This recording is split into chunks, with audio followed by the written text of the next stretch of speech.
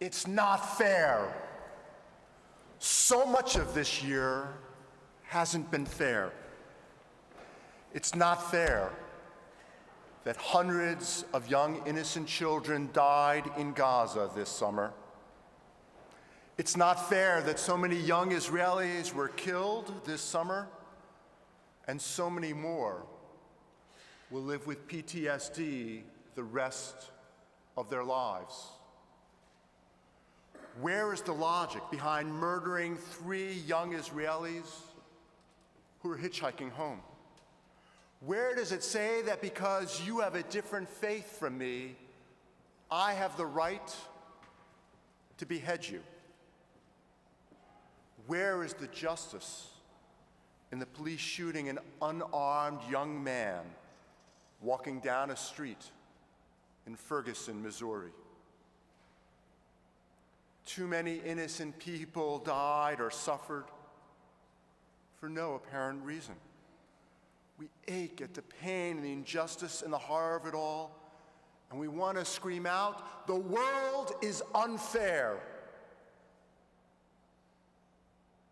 Terrible things happened this year, but upon reflection, terrible things seem to happen every year. And it all just seems so random. Like there's no logic behind who shall live and who shall die. Most of the people who died were good people, trying to live their lives. Certainly none of them were perfect, but none of them deserved to die such brutal deaths. We struggle to find logic and fairness and justice, but we can't find it. And that's part of why we come here on these Yemei Tshuva. We're hoping and praying that maybe this year we'll find some understanding.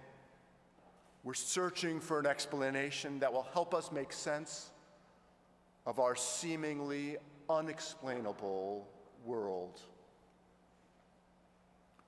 The Machzor, the holiday prayer book, does provide for us an answer in the beautiful and powerful Piyot Unetona Tokef, which according to tradition was chanted and written by Rabbi Amnon of Mayence. The music is powerful and haunting. It reaches into the deepest crevices of our souls. It evokes powerful memories. But what about the words? Do the words provide any comfort for us? The prayer says, "And you remember everything that has been forgotten. You will open the book of memories, and it will be read, for everyone's signature is in it." God doesn't really have a book. Not even an e-book in which every deed we ever did is recorded. Is nothing forgotten? It's not logical to believe that God really records, recounts, and reviews all living beings. Rabbi Amnon wrote, "On Rosh HaShanah it is written, and on Yom Kippur it is sealed. Who shall live and who shall die? How many shall pass on, and how many shall be created? Who by fire and who by water? Who by warfare and who by wildlife?" We can't believe that it was predetermined that those 3 young boys in Israel would be kidnapped and killed. It would be abhorrent to believe such a thing.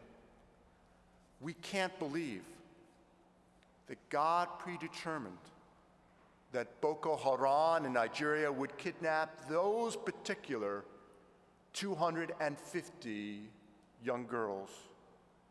We cannot believe that God foresaw and chose not to intervene in the brutal acts of ISIS, nor can we believe that God wrote down the names of the 285 people who'd be killed by Hurricane Sandy before it even happened. I can't believe in a God who acts like that. I do believe in God, but not that type of God. Not a God who literally sits in judgment and determines our fate. I do believe in a God who has a level of control over our lives and over our world which defies logic, reason, and morality. I do not believe in a God who is a master puppeteer, controlling all the events on earth, who gets cancer, who dies, and who lives. The prayer ends. Uteshuva, utefila, utsedaka, ma'virin et ro hagzera. But repentance, prayer, and tzedakah temper the severity of the prayer. Does that mean if I pray enough, give enough, and forgive enough, that I won't face the randomness of life? We all know good people who prayed and did teshuvah and gave tzedakah and still got cancer or died in car crashes. And we all know others who did none of these things and in fact were not good people at all, yet lived long and seemingly happy lives. We come here looking for logic, for a rational explanation, and we're offered unatona tokef. On the surface of it, the logic of unatona tokef does not work at all. If we can't find logic, perhaps we should live in anger at the unfairness of life. We could continually walk around being furious at the randomness of life. The world was supposed to be fair, and it's not. God was supposed to be just, and God is not. We certainly all know people who are like this. People who can't get over a hurt and never find the joy of life again. There are some Holocaust survivors who were so filled with anger and resentment over what happened to them that they never found the joy of life again. And while we can certainly understand it, I cannot go through life like that. As Eli Wiesel has taught us, let us remember Job, who having lost everything, his children, his friends, his possessions, even his argument with God, still found the strength to begin again, to rebuild his life. Job was determined not to repudiate the creation, however imperfect, that God had entrusted to him.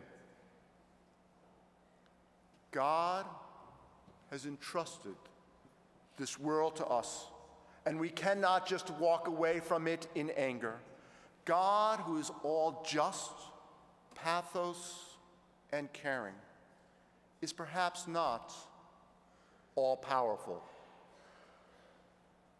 God has entrusted the world to us to make it fairer, to perfect its imperfections, to correct injustice wherever we find it.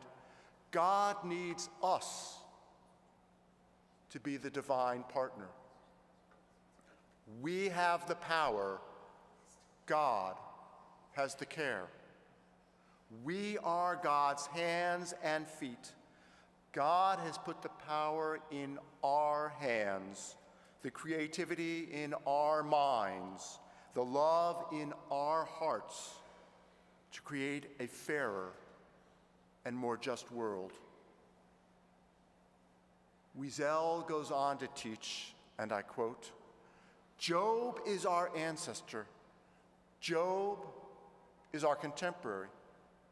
Job demonstrated that faith is essential to rebellion, and that hope is possible beyond despair. The source of his hope was memory, Wiesel writes, as it must be ours.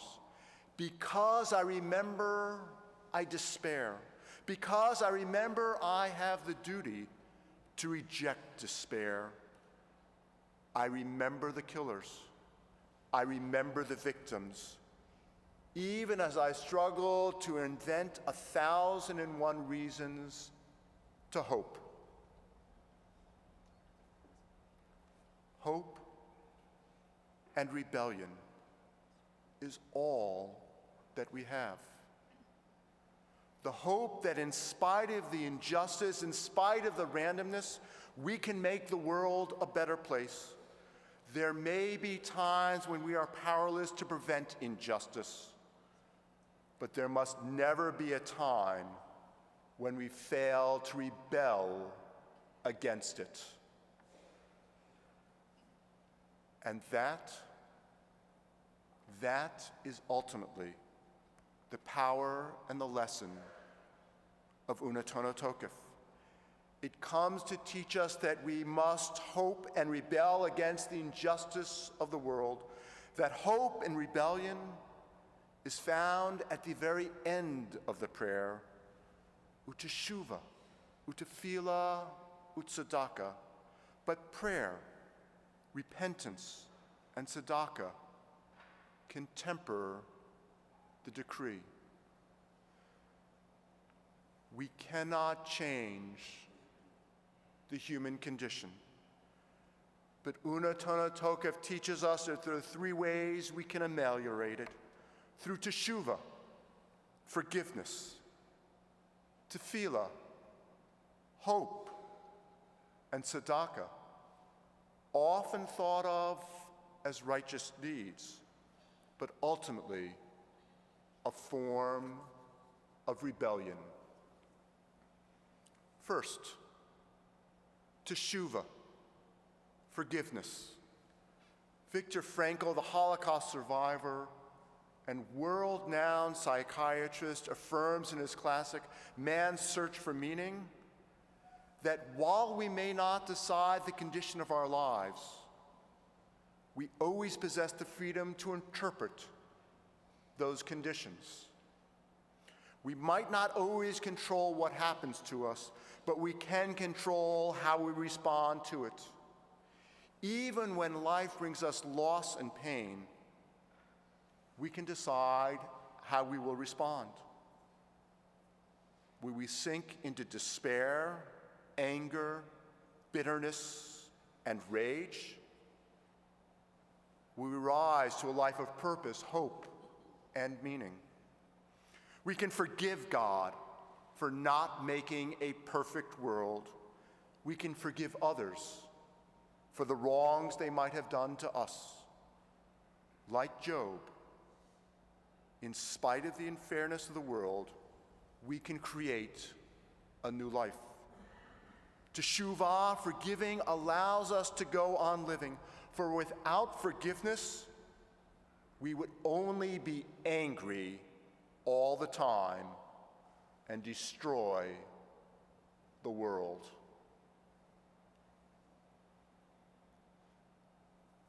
Second, tefillah, hope. In prayer, Rabbi Ed Feinstein suggests we lift ourselves and others out of the darkness. In prayer, we transform loneliness and alienation and discover the warmth and love of community. We come together as a community to express our highest dreams and hopes and aspirations. We reaffirm our dream of a better world and that we are God's partners in building that world. In this huge city, where it's so easy to feel anonymous and lost, every Friday night, 500 or more of us, and many more online, join in prayer every Shabbos to create community.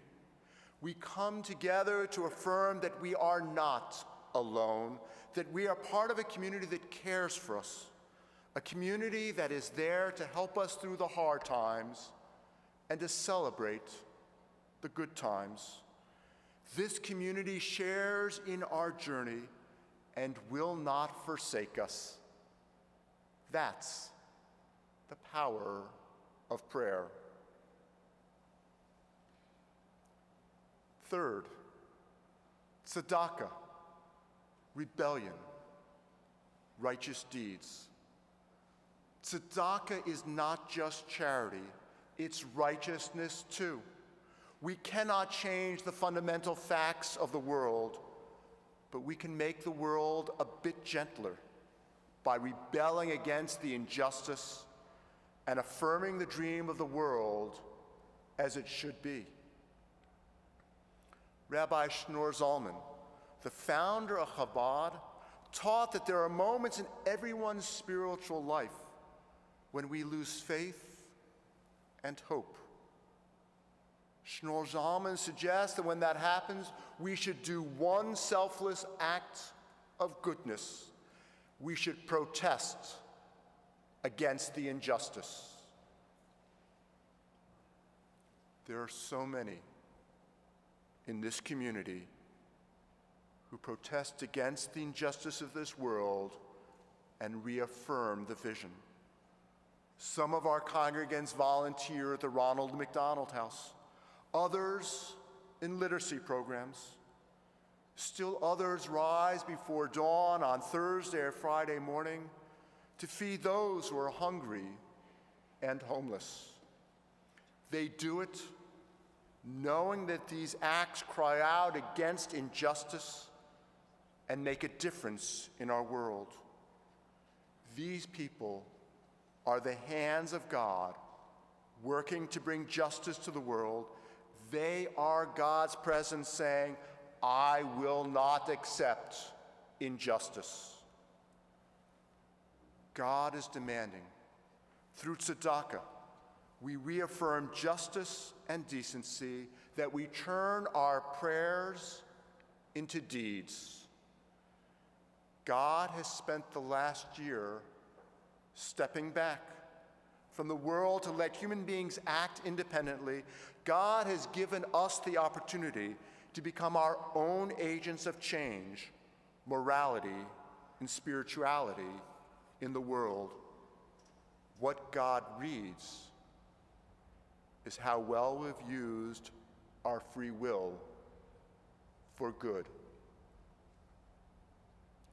Unatana Tokef is shouting, God is challenging us. I gave you the skills and abilities to make a world of beauty, care, and compassion, or to make a world filled with violence, hatred, and war. Which will you make? For your signature is on every deed that you do. God is reacting to human actions. God is reading the book that bears our signature. God is demanding that we forgive each other, that we continue to hope, and that we act. Sadly, though, no matter how much we forgive, pray, and act, we must never forget the reality that each of us has an expiration date. Each of us in this room will die. There's nothing we can do about that fact. Unatana Tokef is harsh in its tone. We will die. We just don't know when or how. Who shall see ripe age, and who shall not? Who by fire, and who by water? At the heart of life, and at the heart of this prayer, we must all face the reality. Given that I'm going to die, given that my death is a fact, What will I make of my life? Our response must be clear. I must make the most of each day, for what I make of each day is recorded. Don't take one moment of life for granted. Wherever we do, we leave fingerprints behind us. The book of our life really does bear our own signatures. So although I don't believe the literal meaning of Unatono Tokef, that God is sitting with a book and deciding who shall live and who shall die, it is a powerful metaphor. It reminds me that I will die, but that I also have the power to shape my life. It reminds me I don't know how long I'll live or even how I'll die, but I can determine how I respond to the unfairness of life. One day, I pray that we will all join together as a community and determine what our world will be like. One day, we will use our God-given talents to end the terrible injustice around us through our teshuvah, our forgiveness, our tefillah, our ability to hope, and our tzedakah, our good deeds and affirmation of justice and decency. On that day,